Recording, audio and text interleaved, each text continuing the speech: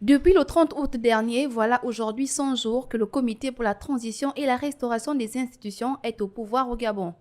Depuis, plusieurs promesses ont été faites, notamment en matière de lutte contre la corruption. 100 jours plus tard, on dénombre 7,2 milliards de francs CFA saisis en 24 heures, puis remis par le président de transition, le général de brigade Brice Clotaire Oligui-Nguema, au premier ministre de transition Raymond Donsima. Conservé dans un compte séquestré à BGFI Bank, cet argent pourrait servir au gouvernement pour des secteurs qui en ont le plus besoin, notamment l'éducation et la santé. Outre ce montant, on peut également citer la saisie de 144 véhicules acquis et détenus illégalement par les fonctionnaires gabonais. Une fois retrouvés, ces biens appartenant à l'État ont été redistribués à l'administration publique.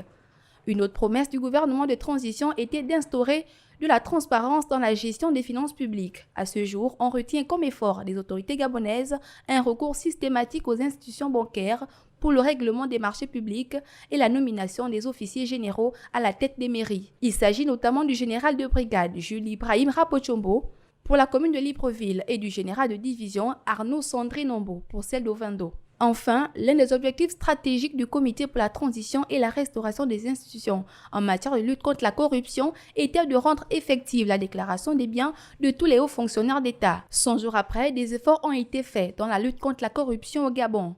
Des efforts qui devraient encore être accentués pour éradiquer, couper définitivement le mal à la racine.